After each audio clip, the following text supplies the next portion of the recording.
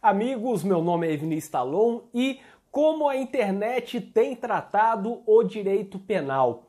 Com a expansão da internet e a sua popularização, ocorreu também um aumento das opiniões de forma muito descontrolada e desconcentrada. Se antes as opiniões eram manifestadas em jornais, na televisão, numa rede de rádio ou algo assim, agora qualquer um pode dar opinião, qualquer um pode compartilhar informações de modo muito fácil. Basta ter um computador ou um celular e um sinal da internet e pronto.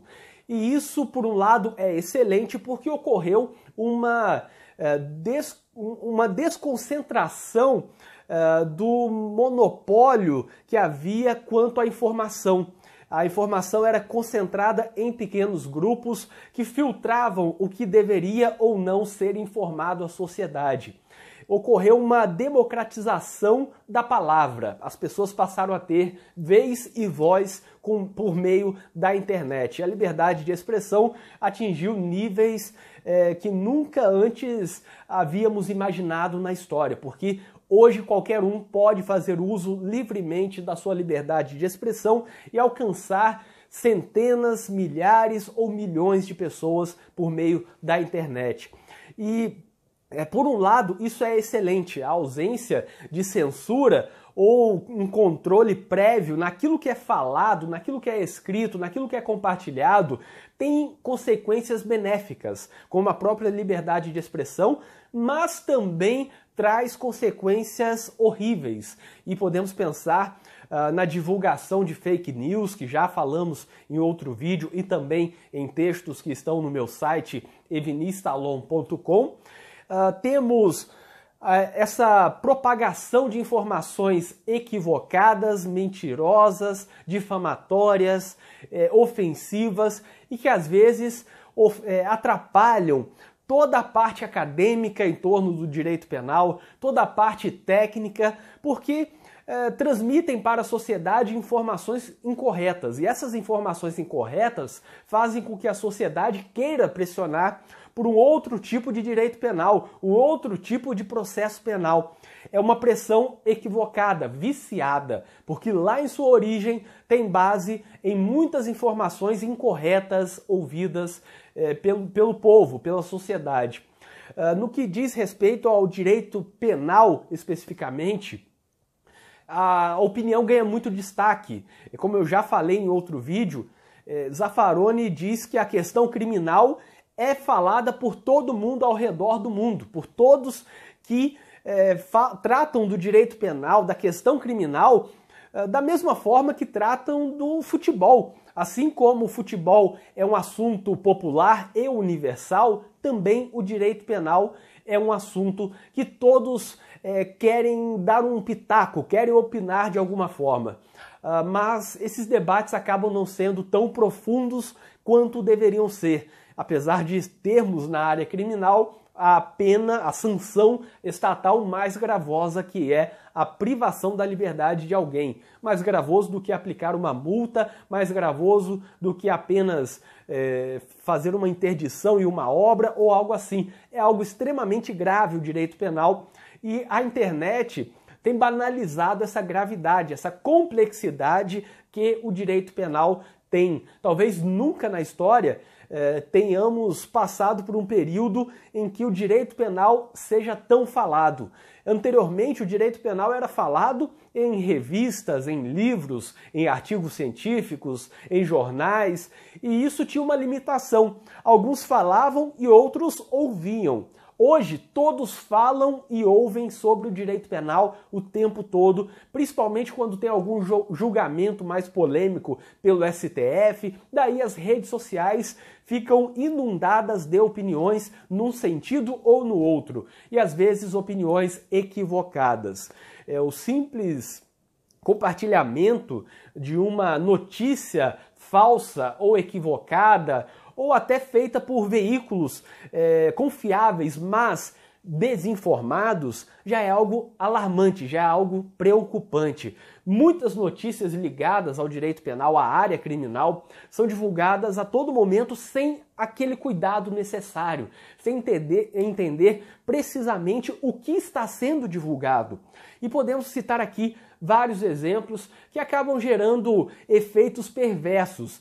Se não afetam individualmente uma pessoa ou outra, acabam ofendendo a própria sociedade, que entra em um debate equivocado, sem as devidas informações e recebem alguns dados ou informações que não refletem a realidade. E para quem é da área criminal, isso é muito fácil. Para quem é do direito em geral, é muito fácil perceber os equívocos, as mentiras de algumas notícias. Eu posso citar, por exemplo, o seguinte: no final de 2016, teve aquela decisão da 5ª turma do STJ, que depois a 3ª sessão do STJ foi em sentido contrário, mas, enfim, naquele momento, no final de 2016, a 5ª turma do STJ decidiu sobre o desacato.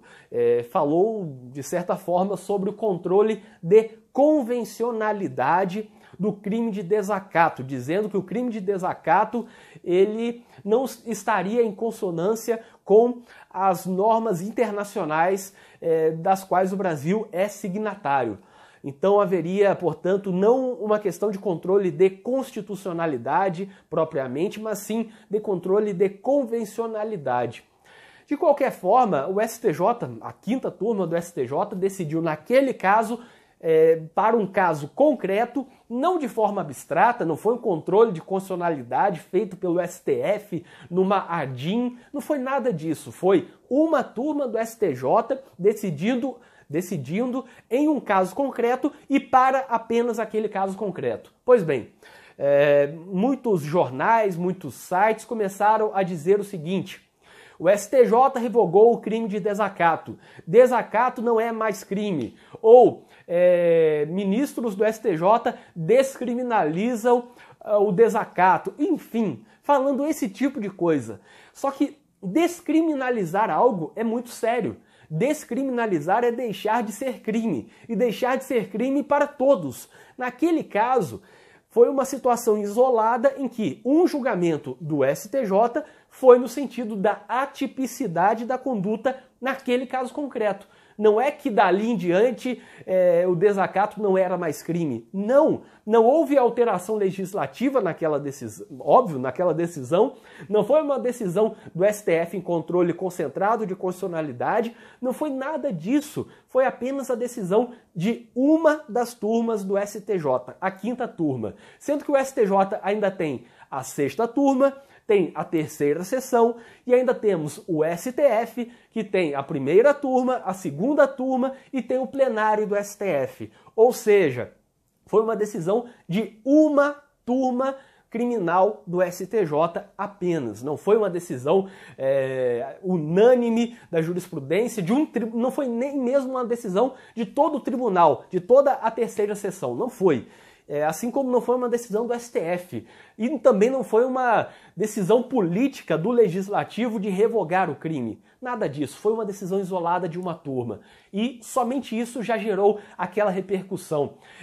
Servidores públicos começavam a colocar na internet que isso é um absurdo. Outros diziam que isso estava correto, que bom que agora não é mais crime. Outros diziam que deveriam ir a todos os órgãos públicos e retirar aquela placa que diz que ofender servidor público durante a atividade é crime de desacato, porque agora não era mais crime. Calma, não tinha nada disso. Tanto que poucos meses depois, a 3ª sessão do STJ decidiu que desacato é crime, não é conduta atípica e, portanto, não fez o controle de convencionalidade desse crime de desacato. Ou seja, voltou a ser tudo como era, porque era apenas uma decisão em um caso concreto, sem efeito vinculante, sem revogar nada. Mas foi suficiente para a internet ficar cheia de notícias sobre a descriminalização do desacato, que, como sabemos, basta ter um pouco de estudo na área criminal e na área constitucional para saber que isso não foi uma descriminalização do desacato. eram notícias inverídicas, eram notícias que tratavam de uma decisão em um caso concreto sem efeito vinculante, como se ele transformasse o país. E isso teve milhares ou milhões de compartilhamentos, chegou a muitas pessoas, passava em jornais, enfim, é algo que se espalhou rapidamente, apesar de não ser tecnicamente correto aquilo que foi transmitido.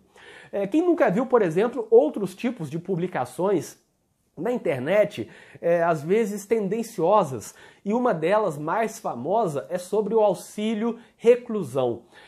É uma imagem, você já deve ter visto provavelmente, é uma imagem que tem em cima falando se você trabalha e ganha um salário mínimo de tanto. Se você é preso, ganha a Bolsa Bandido, ou que seria o auxílio reclusão, que é tanto, mais tanto, mais tanto, você ainda ganha tanto no presídio, e o presídio paga pelo que você trabalha, e várias outras coisas que estão ali, e você ainda vai ganhar saúde lá dentro, vai ganhar educação e tal. Primeiro, Bolsa Bandido não existe, o nome é auxílio reclusão, está na lei. Então, se é para falar sobre algo que existe, temos que falar sobre o que está na lei, que é o auxílio reclusão. Segundo, tem sim direito à saúde, à educação, mas basta ter ido a um presídio na vida para saber que isso não existe lá. Que alguém está lá no presídio com câncer, com outra doença, com tuberculose e não tem tratamento médico, o psicólogo vai lá uma vez por semana ou a cada 2 semanas e sempre tem dezenas de pessoas para atender e vai tudo se adiando. Algum preso tem que fazer cirurgia, outro tem que receber um tratamento urgente, as condições são horríveis, insalubres, ferem a dignidade, não há trabalho como pensam, porque há um estigma de condenado e não consegue a remissão. Tem várias coisas, vários ficam ali passando do tempo. Isso a imagem não fala, porque a imagem é leiga, é a técnica. É uma imagem para dar curtidas, compartilhamentos e só. Não é uma imagem para debater um assunto sério. E nesse ponto a internet espalha esse tipo de imagem. Eu pergunto, quantas pessoas já viram essa imagem sobre Bolsa Bandido? Quantas pessoas foram enganadas sobre esse assunto, achando que é tão fácil conseguir o auxílio reclusão, que é um benefício previdenciário? Quantas pessoas estão sendo enganadas achando que no estabelecimento prisional, carcerário, há realmente todos aqueles direitos que a lei diz que tem? Quantas pessoas foram enganadas pela internet nesse ponto? Então a internet, ela fomenta um ótimo debate, às vezes, sobre determinadas condutas, criminalização de condutas, uma cobrança social para que o direito seja mais efetivo, para que os tribunais funcionem, até porque se você não fizer esse controle, essa cobrança social, é provável que os processos se arrastem por muito mais tempo, mas ao mesmo tempo em que isso é bom, ao mesmo tempo que dá essa liberdade de expressão para pessoas que não dão aula, para pessoas que apenas se formaram e estão fazendo algum tipo de pesquisa e já tem como contribuir significativamente, ao mesmo tempo que tem tudo isso que é muito bom, tem essa parte das informações falsas, dessa desorientação. Então a desconcentração ou descentralização das informações é boa, porém não tanto, porque há essa difusão de informações falsas. Isso afeta bastante. Ora, quando sai uma informação falando sobre Bolsa Bandido, falando que é muito fácil, todo mundo que vai preso já ganha o auxílio reclusão, falando tudo isso, o que a sociedade faz? Começa a pressionar nas redes sociais para acabar com o auxílio reclusão, ou começa a pressionar para que o monitoramento eletrônico, a tornozeleira, seja paga pelo próprio preso, e por aí vai.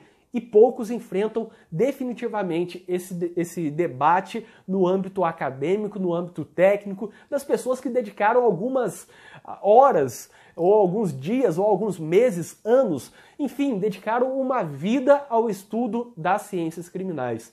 Portanto, em respeito aos direitos e às garantias fundamentais, a internet é excelente do ponto de vista da liberdade de expressão, mas ao mesmo tempo, indiretamente pode causar esse prejuízo a outros direitos fundamentais. Ora, basta um compartilhamento de algumas informações com alguma notícia com o rosto de um investigado para acabar com a vida dele. Daí todos estão exercendo a liberdade de expressão. Mas quando ele é absolvido, ninguém exerce novamente essa liberdade de expressão para falar. Aquela notícia sobre aquele indivíduo que foi processado, que tinha foto, ele foi absolvido porque não foi ele que praticou o fato. Não há esse mesmo interesse. O interesse na internet é muito mais punitivo do que garantista, é muito mais de constranger, de causar um prejuízo à liberdade, ao devido processo legal, do que propriamente de garantir o respeito às leis. E esse é um grave problema.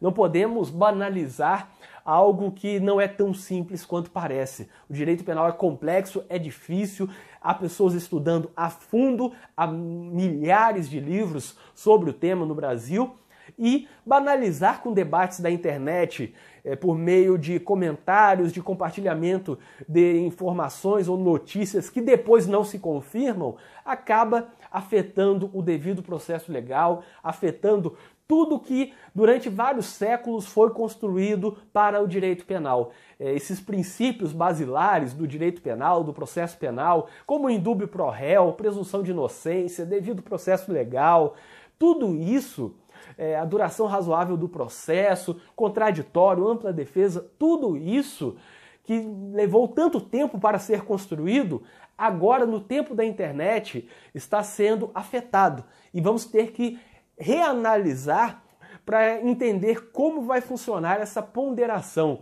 entre a liberdade de expressão e esse prejuízo aos direitos fundamentais no processo penal. A esse pedido público por mais criminalização, por mais punições e, às vezes, sem a devida orientação, sem o que eu chamo de educação em direitos fundamentais, assim como há a educação sobre a cidadania, a educação sobre os direitos do consumidor, precisamos educar sobre os direitos humanos, que agora já são tratados com um tom até pejorativo. Precisamos educar quanto aos direitos no processo penal, porque aquele que hoje compartilha uma notícia falsa pedindo fim de auxílio-reclusão, criticando determinada decisão que soltou algum preso ou algo assim, daqui a pouco pode estar na condição de preso, pode estar na condição de depender de alguém que faça um juízo de legalidade e de constitucionalidade no seu caso. Pode depender de um juiz, de um desembargador, de um ministro, de um advogado, de um defensor público que faça a análise técnica. Daí todo aquele discurso leigo, punitivista, é jogado fora. E não pode ser assim, não podemos invocar os direitos fundamentais no processo penal somente quando precisamos deles. Porque se for assim, quando precisarmos desses direitos fundamentais, provavelmente eles já estarão jogados no lixo e aí será difícil recuperar tais direitos. Eu espero que vocês tenham gostado deste vídeo, inscrevam-se no canal e ativem as notificações, porque assim vocês saberão sempre que for lançado um vídeo novo aqui no canal. Eu tenho lançado vídeos diariamente sobre penal, processo penal, execução penal, então se você se inscrever e ativar as notificações, saberá sempre que for lançado um vídeo novo aqui no canal. E para quem tiver interesse, eu deixarei na descrição deste vídeo um link com várias coisas úteis, como por exemplo, grupos de debates com criminalistas do Brasil inteiro, advogados, estudantes, servidores públicos, professores, além de você encontrar nesse link da descrição contato para palestras, cursos em que eu leciono, artigos, vídeos, livros e muito mais. O link está na descrição deste vídeo e até o próximo vídeo.